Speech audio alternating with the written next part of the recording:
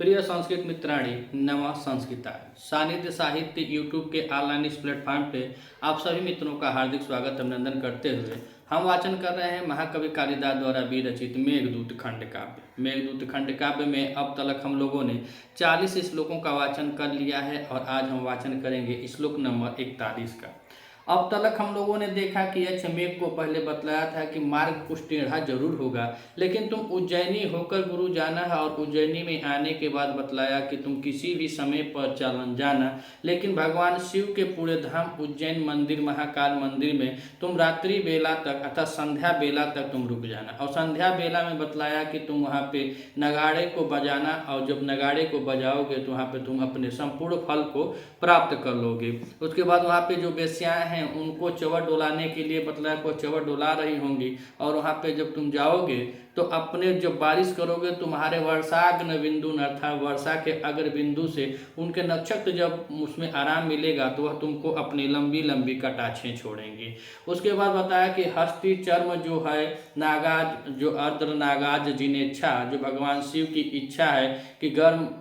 गीले चर्म जो हाथी जो गजासुर के गीले चर्म में को ओढ़ करके जो नृत्य करने की जो इच्छा है तुम उसको पूरा करने का। तांडव नृत्य होते होते जब रात हो जाएगी तो वहाँ की जो योषिताम है जो अभिसारिकाएं हैं उनको तुम टार्च दिखाने का काम करना। यह उज्जैनी की व्याख्या चल रही है, और इसी उज्जैनी में अब यक्ष फिर इस प्रस्तुत श्लोक में कह रहा है कि इतना रात हो जाएगा तो फिर तुम कहाँ जाओगे, अब कहीं जाना मत, अर्थात तुम वहीं रुक जाना। और काहे नहीं जाने के लिए बता रहा है, तो आइए अब इस श्लोक में देखते हैं कि यक्ष कह रहा है कि तुमको अब कहीं जाना नहीं है, तुम वहाँ रुक जाना। चूंकि प्रिय मित्र भी है, भाई भी मान चुका है, स्नेह भी है, तो इसलिए पूरे रात्रि का काम बताने के बाद अब रात 1-2 बज गया होगा लमसम, तो लगभग जब बज गया है तो अब कह रहा है कि तुम कहीं जाना मत, थोड़ा तुम वहाँ आराम करना। मंदाक्रांता छंद है, मंदाक्रांता छंद में निबद्ध यह श्लोक है। आइए वाचन करते हैं कि अब यक्ष मेघ से क्या कह रहा है।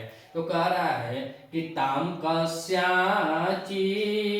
भावना वल्लभो, ताम कस्याचि भावना वल्लभो सो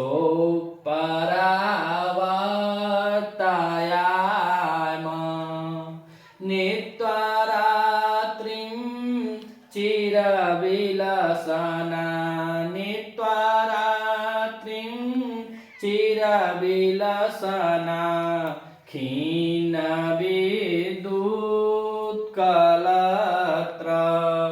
दृष्टे सूरै पुनरपि भवान् वायदे मंदायन्ते न खलु सुहृदा, मंदायन्ते न खलु सुहृद्याम् अभ्युपेतार्थकृत्या, अभ्युपेतार्थकृत्या।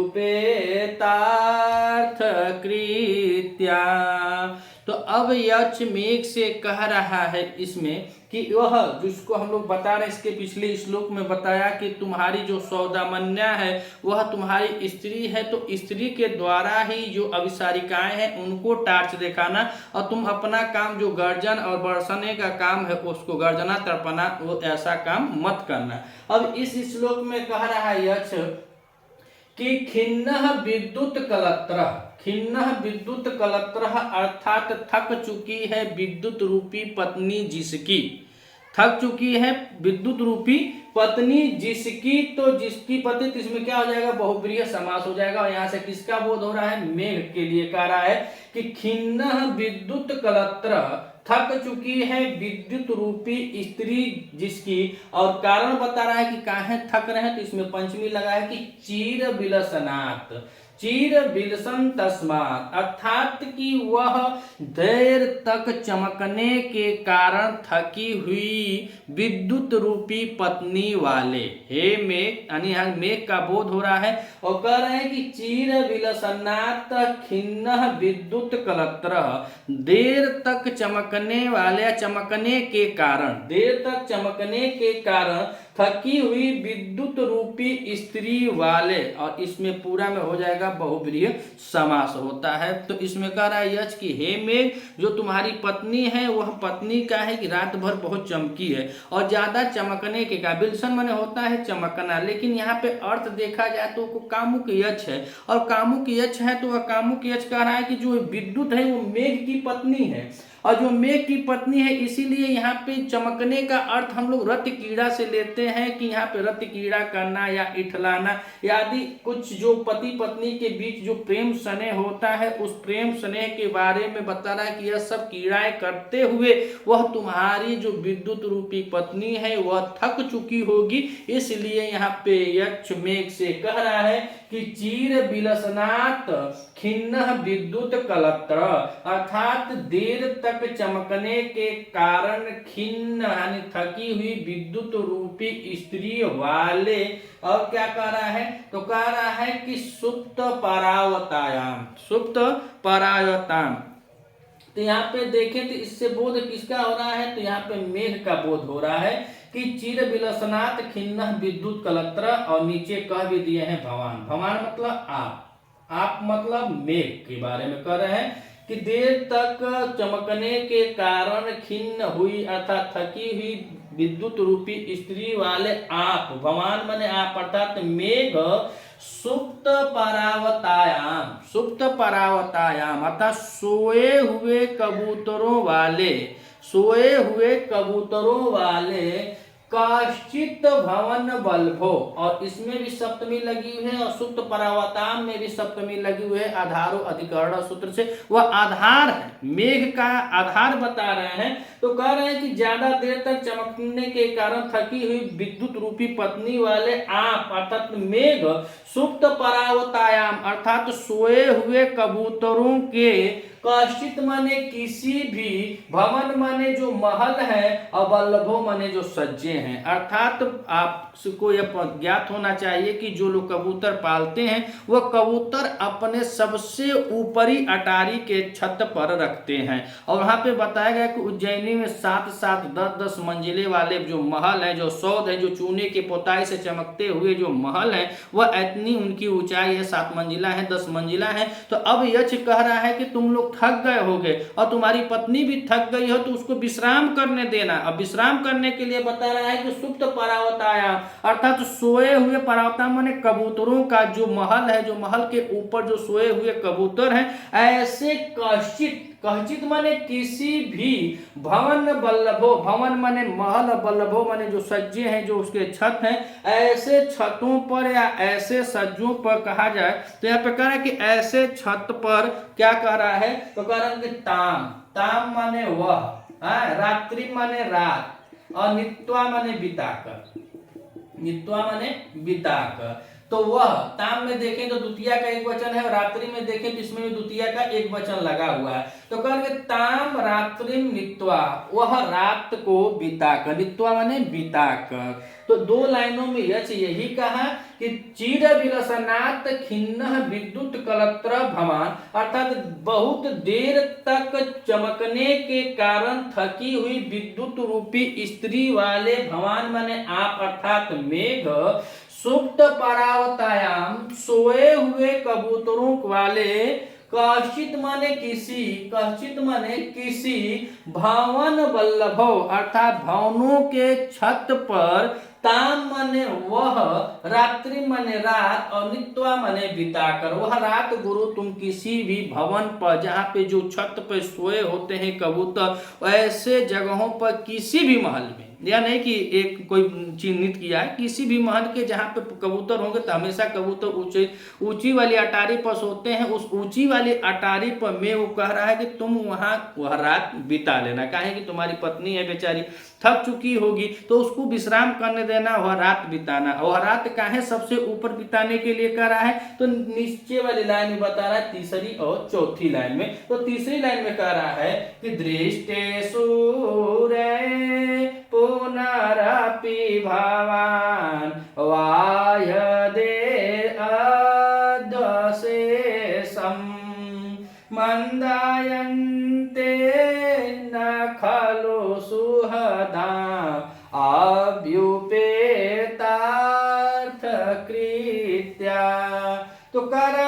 ताम रात्रि नित्वम, वह रात बिता करके दृष्टे सूर्य पुनः अपि, दृष्टे सूर्य अर्थात जब तुम सबसे ऊपर वाली अटारी पर रहोगे तो जैसे ही सूर्य मतलब निकलेगा और सूर्य का प्रकाश जैसे आएगा तो सबसे पहले तुमको पता चल जाएगा। जब ऊपर रहोगे तो तुमको ही पता चलेगा, अगर नीचे रहोगे और सूर्य निकल जाएगा, दिन हो जाएगा, तो वहाँ के लोग तुमको लगेंगे इधर उधर खिलौना समझ लेंगे, तुम्हारे सब जल को निचोड़ देंगे, लगेंगे कुछ छेड़छाड़ करने। इसीलिए तुम सबसे ऊपर रहना, और जब सबसे ऊपर रहोगे तो सूर्य का प्रकाश जैसे आएगा, उस सूर्य के प्रकाश को देखकर, तो जैसे सूर्य का प्रकाश दिखाई दे तो करेंगे सूर्य यानी सूर्य को दृष्टि माने देख कर पुनरअपि अर्थात पुनः,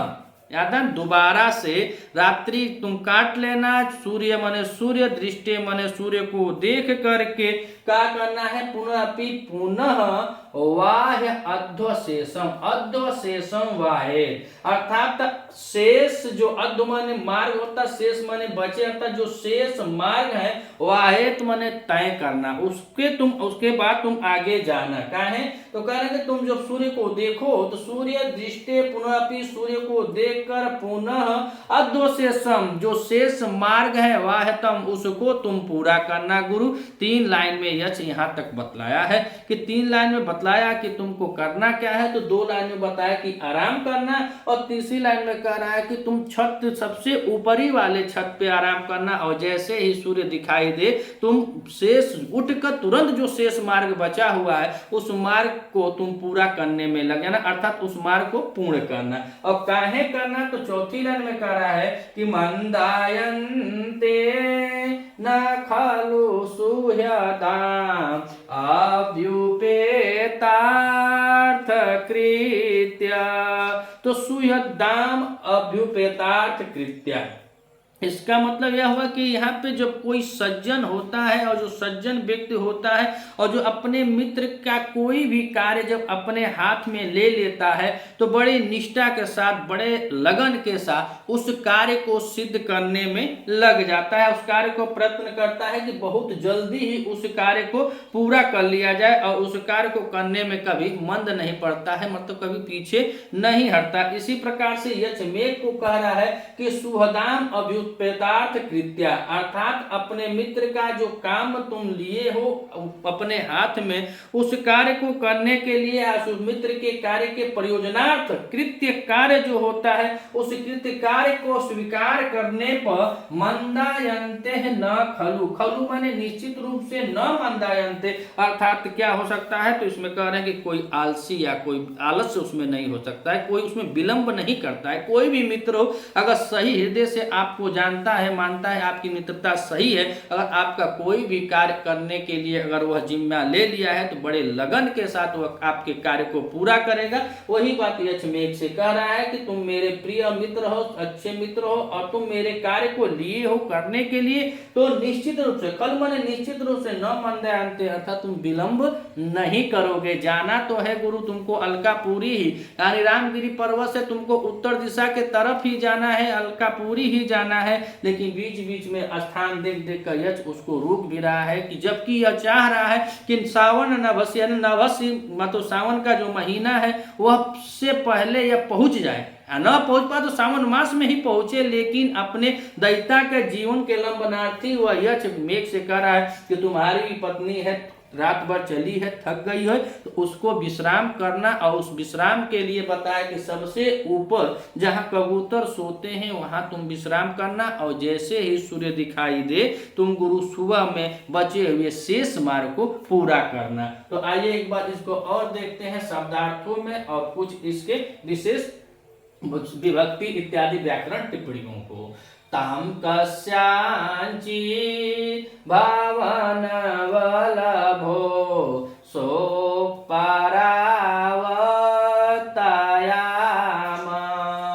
नीत्वा रात्रिं चिरविलसना खीन्न विद्युत्कलत्रम् तो चिर विलसनात् अस्मात् अर्थात यहाँ पे पंचमी विभक्ति लगी हुई है और काहे लगी हुई है तो हेतु अर्थात कारण बतलाने के लिए। यहाँ पे कारण क्या है कि देर रात तक चमकने के कारण खिन्न माने थकी हुई विद्युत कलत्रः अर्थात विद्युत रूपी स्त्री वाले भवान। संपूर्ण में देखें तो यहाँ पे बहुव्रीहि समास हो जाएगा। कौन सा समास हो जाएगा? बहुव्रीहि समास हो जाएगा। तो चिर विलसनात् खिन्न विद्युत कलत्रः भवान अर्थात देर रात्रि तक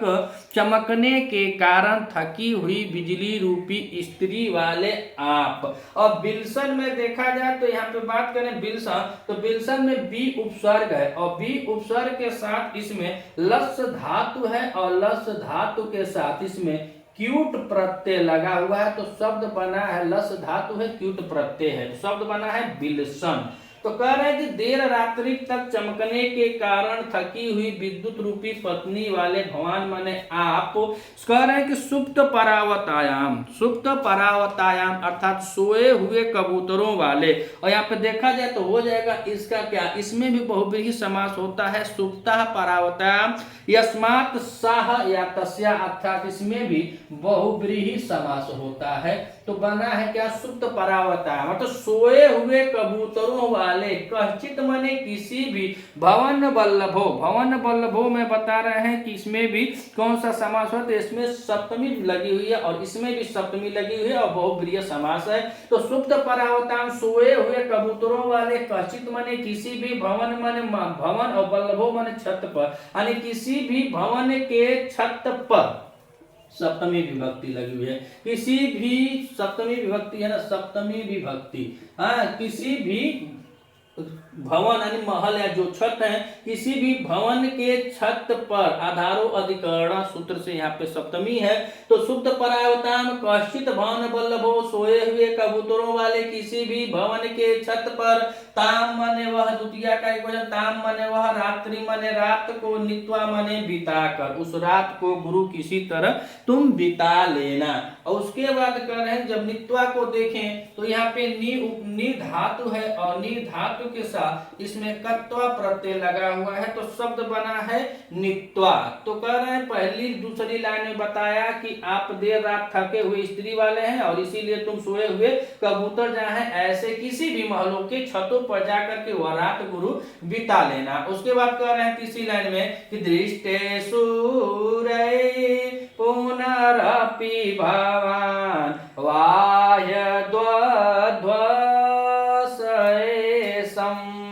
तब यहाँ पे कह रहे हैं कि दृष्टे सूर्य अर्थात सूर्य दृष्टे, सूर्य को देख कर,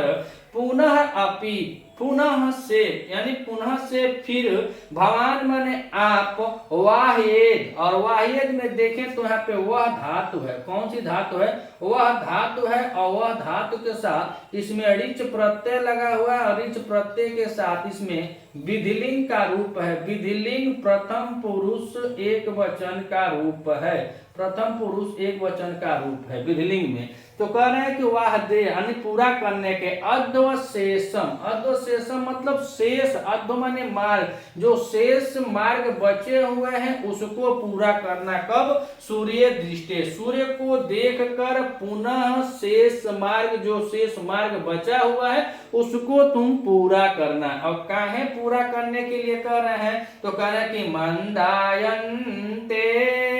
न खलु सुहृदाम ओ अभ्युपेतार्थ कृत्या। यहाँ पे कृत्या है और कृत्या में क्रिया धातु है, क्रिया धातु के साथ यहाँ पे क्यप प्रत्यय लगा हुआ, क्यप के साथ यहाँ पे टाप प्रत्यय किया गया है। तो कह रहे हैं कृत्या। असुहृदाम का अर्थ होता है कि जो अपने मित्र के, अभ्युपेता तथा जो कार्य को ले ले। और अभ्युपेतात में देखें तो यहाँ पे अभि उपसर्ग है और अभि उपसर्ग के साथ यहाँ पे उप उपसर्ग है और उप उपसर्ग के साथ इसमें ईड़ धातु है और ईड़ धातु के साथ इसमें कत प्रत्यय है और कत प्रत्यय के बाद फिर इसमें टाप प्रत्यय लगा हुआ है। अर्थात एक धातु है, ईड़ धातु है और दो गो उपसर्ग है और दो गो प्रत्यय है। तो शब्द बना है अभ्युपेता। अना सुहृदयाम अर्थात जो तुम्हारे सही हृदय से जो मित्र हैं, जो अच्छे मित्र होते हैं, जब वो अपने मित्रों का जो कार्य को ले लेते हैं, किसी कार्य को पूर्ण करने के लिए ले लेते हैं, तो कह रहे हैं खलु यानी निश्चित रूप से न मंदायन्ते, अर्थात वह कभी उसको विह्वल नहीं करते हैं। और मंदायन्ते में देखें तो यहाँ पे मंद है और मंद के साथ यहाँ पे केप प्रत्यय लगा हुआ है। कौन सा प्रत्यय है? केप प्रत्यय है। और लट लकार में यह प्रथम पुरुष बहुवचन का रूप लगा हुआ है, बहुवचन इसमें लगा हुआ है, मंदायन्ते। तो कह रहे हैं कि सुहृदयाम, जो अपने मित्रों के कार्यों को लेते हैं अपने हाथ में, या अपने कार्य मित्रों के कार्य का जो प्रयोजन होता है उस कार्य को जब वो ले लेते हैं, स्वीकार कर लेते हैं, तो कह रहे हैं कि खलु माने निश्चित रूप से न मंदायन्ते, अर्थात तो वह उसमें विलंब नहीं करते हैं। इसी प्रकार तुम हमारे मित्र हो और हमारा काम है कि संदेशा लेकर जाना, तो तुम सूर्य जब दिखाई दे तो तुम निश्चित रूप से बिना विलंब किए